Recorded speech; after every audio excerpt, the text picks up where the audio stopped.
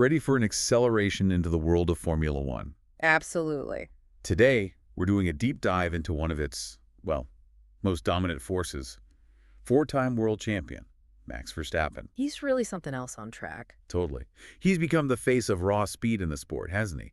A driver who started racing incredibly young, following in the footsteps of his F1 driver father, Jos Verstappen. Yeah, racing's definitely in the blood there. So our mission today is to explore let's say, a unique perspective on what might make Max such a formidable driver. We're going to pull some surprising insights from excerpts of a fascinating source called Max Verstappen's Astrological Race to the Top. An astrological take. Interesting. Right. This deep dive will uncover how specific astrological elements are interpreted by this source to align with his on-track prowess and personality. It offers a really different lens on his racing nature. Okay, I'm intrigued. Where does the source start with Max? Well, what immediately stands out, according to the source, is Mars. Mars, okay. The planet of action, aggression. Exactly. It's placed in his first house in Sagittarius. Now, the first house, astrologically, it's kind of about your core personality, how you come across. Right, your persona, how you meet the Right. world. Right. And Sagittarius adds that fiery, maybe impulsive, expansive quality. Precisely.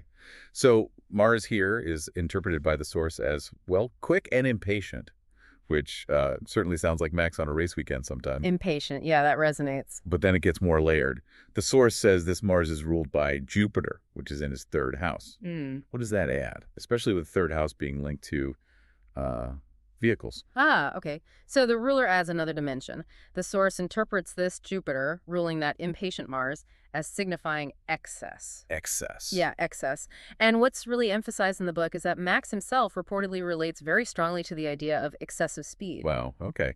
Excessive speed. And crucially, Jupiter is also considered his chart ruler. In astrology, that means it's a planet that heavily influences his core identity, his sort of life path. So this isn't just about his driving style, then.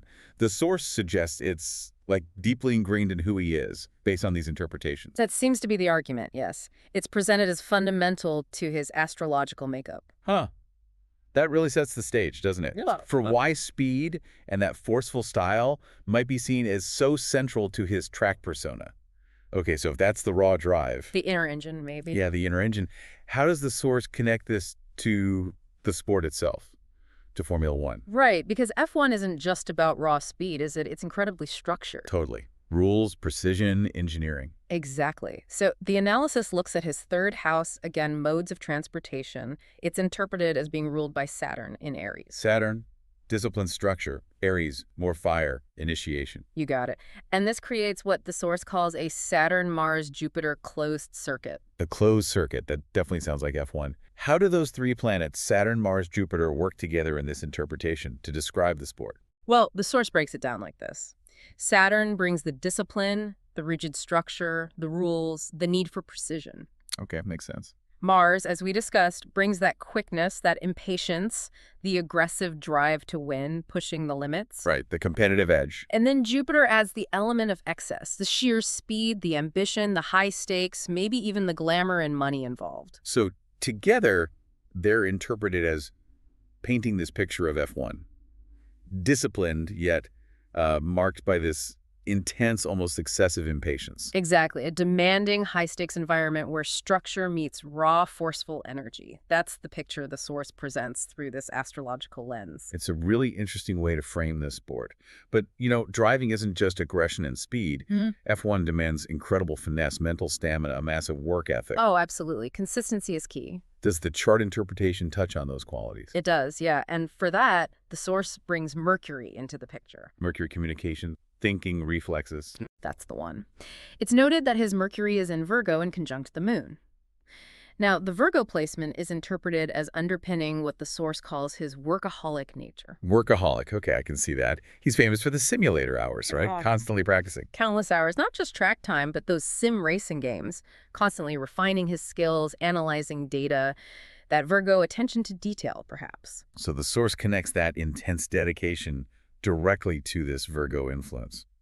Interesting. And what about the reflexes? F1 reactions are insane. Well, Mercury's placement is seen as particularly strong by sign in Virgo, being a sign associated with precision and efficiency. Okay. And critically, it's an immutable sign. This mutability, according to the source, is specifically linked to the lightning-quick reaction times needed to be a world-class F1 driver. Ah, so the sign quality itself is interpreted that way. Yes. It's presented as a key detail explaining that consistent performance and, well, the sheer dedication he shows. Thinking about that dedication and those reflexes, Hmm. it makes me think about some of his overtakes.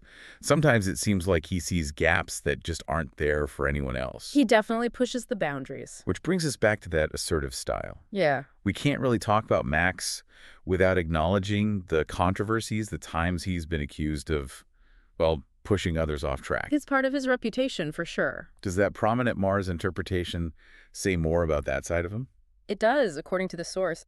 Revisiting that Mars in the first house, the source links it directly to that reputation, running other drivers wide or off the road entirely in some instances. Right. And what's highlighted is his tendency afterwards to sometimes dismiss it as just racing, even when penalties are given. Yeah, he often complains about the penalties, doesn't he? He does. The source suggests this is a pretty direct manifestation of that strong, assertive, perhaps even combative Mars energy interpreted in his chart. It's a very direct line the source draws there, from the astrological interpretation to the on-track behavior.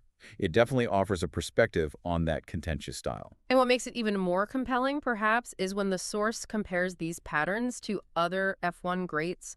It draws some parallels with Lewis Hamilton's chart interpretation. Oh, really? Comparing Max and Lewis astrologically.